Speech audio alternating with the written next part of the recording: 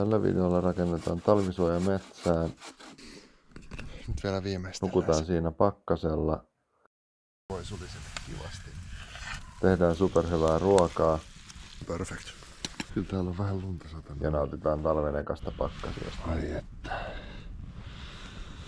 No.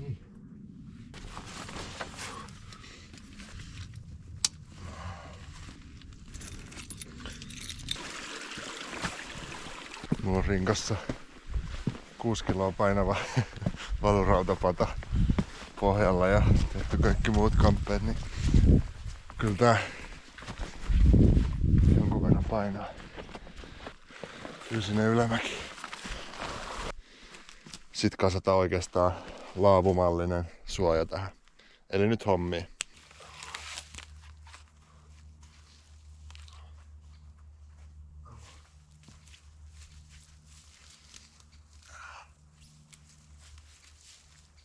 Tää oli superhyvä löydös. Tästä saa tehtyä lopun sängyn. Pitää mitottaa pari palasta tästä. 2.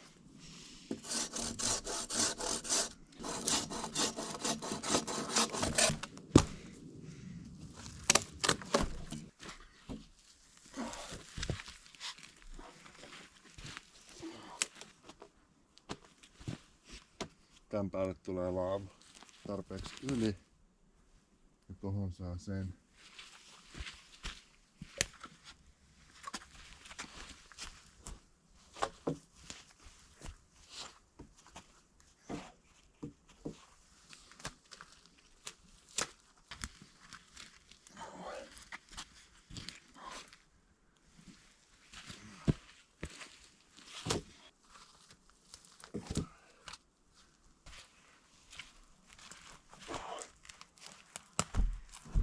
Siinä on sängyn vikat palaset.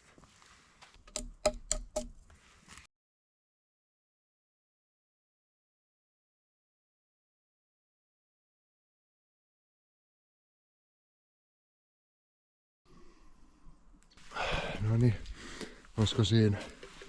Siinä on isommat pölkyt reunoissa. Et sä vähän niinku sit väkisin oot tuossa keskellä.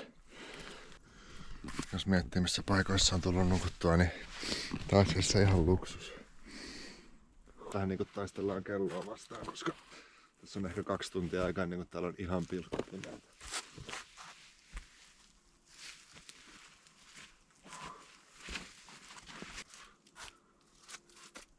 Tähän voi laittaa taskulampun roikkumaan, niin se valaisee hyvin tän alueen. Tulipaikka johonkin suunnilleen tähän.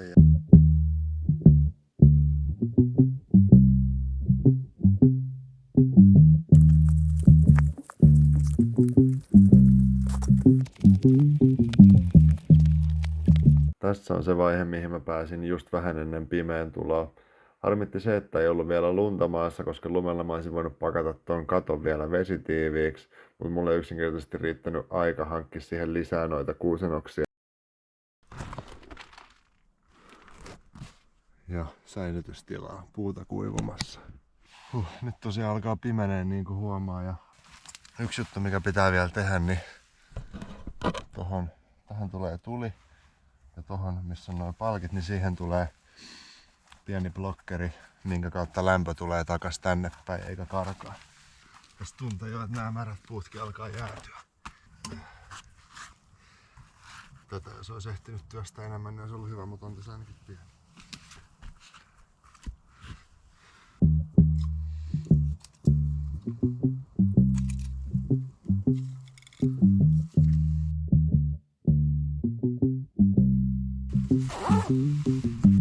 Eli englanniksi Dutch oven ja suomeksi varmaan valurautapata.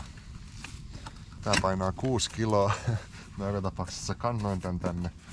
Ja mitä mulla oli mukana tällä reissulla oli lihapullia, pastaa, parmesaania, pastakastiketta ja niistä oli tarkoitus tehdä oikein kunnon safka. Pehmeäksi, ihanaksi, lämpimäksi pastaksi. Sitten mulla on jotain aika kiinnostavaa, eli tässä on leipätaikina. Ja tää on silleen valmis, että tänne tarvii vaan lisätä 2 desiä vettä. Niin tästä pitäisi tulla hyvä. Ja mä ajattelin, että tekis nyt vielä silleen, että laittaisi tämän makuupussiin yöksi. Eli tää on sitten aamulla valmista.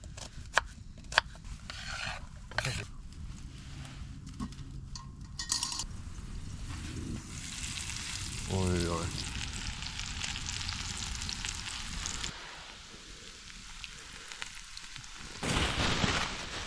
Mä laitan nyt tämmösiä isompia palasia ja myöhemmin mä voin pistää pienempiä palasia sitten päälle.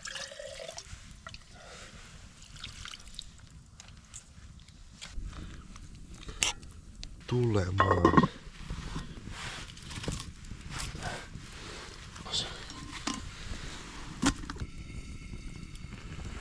Parmesaanin kannekanta voi heti sinne sekaan. Japanilaista viskiä. Cheers.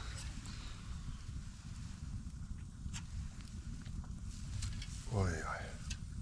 Pistää tuoksua. Kokeillaan yhtä pastaa, onko se? Se on ihan perfect. Luulen, että nyt ensilumen kunniaksi voidaan ruveta syömäänkin. Tiedä mitä tähän sanois muuta kuin että juman kautta. Mikä setti.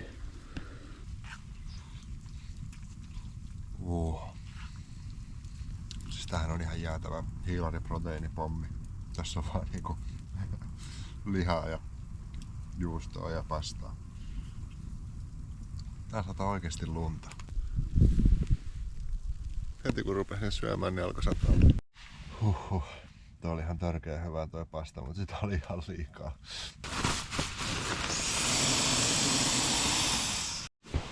Noniin, kylläpä se teki tän pehmeämmäksi. Tässä on mun leipätaikina.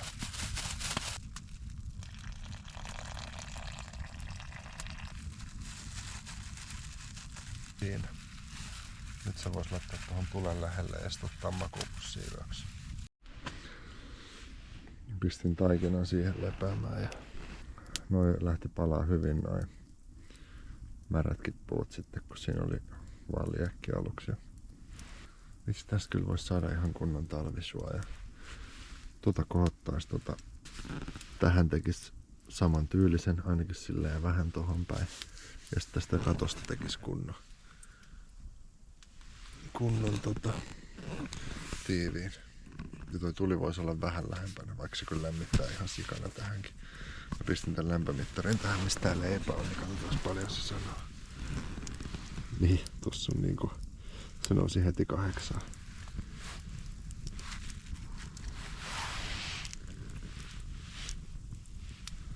On kyllä hyvä. Se on palannut poikki nää isommat. Tää fliissi kuivui ihan täysin. No niin, mä luulen, että alkaa olla aika kömpiä makuupussia. Taikinan tosta makuupussiin sisään, niin se pysyy lämpimänä ja sitten aamulla se on sitten valmis uuniin laitettavaksi. Täältä ja katsotaan aamulla, miten itse tehty sänky ja majoite on toiminut. Hyvää huomenta. Heräsin just. Nukuin semmoset 8 tuntia, mutta koska mä menin nukkumaan silloin 8, niin se tarkoittaa, että kello on vasta vähän yli 4. Ja lämpötila on -1. Nukuin aika hyvin. Suoja on tehty hyvin. Muutama korjaus tuli mieleen. Sängyssä toi vasen puoli ei ole ihan tasainen, niin se oli vähän. No mut muuten niinku all good. Nyt ruvetaan leiväntekohommia, pistetään tulet päälle. Ai että. Hanskat on ihan jäässä. Eka talviyö todellakin. Sitten täällä on tää meidän taikina. Täällä on tämä.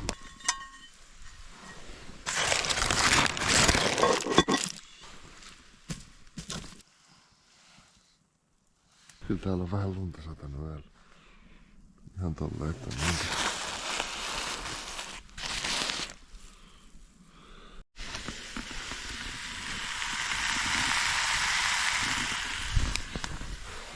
on ai että. Mut siis koskaan on ollut niin kuuma, että toi leivinpaperi sulaa ympäriltä. Tää on ihan herkullisen näköinen tästä päältä, mutta toi ympäristö mua vähän Mutta on eka kerta kun mä kokkaan tällä valurautapadalla, niin pitää antaa vähän armoa. Mä en tiedä yhtään miten tehokas se on. Se ei olisi ollut liekäis, se oli vaan siinä hiiloksella ja se oli pelkästään se hiilos siinä alapuolella. Mut varmasti voi maistaa leipää niinku tästä. Pitää syödä niinku joku vanukas. Eli aamupalaksi pekonia, munia. Itse tehtyä leipää. Eka itse tehty leipä nuotiolla. Dippasin sen pekonirasvaa. Pekoni ja egu.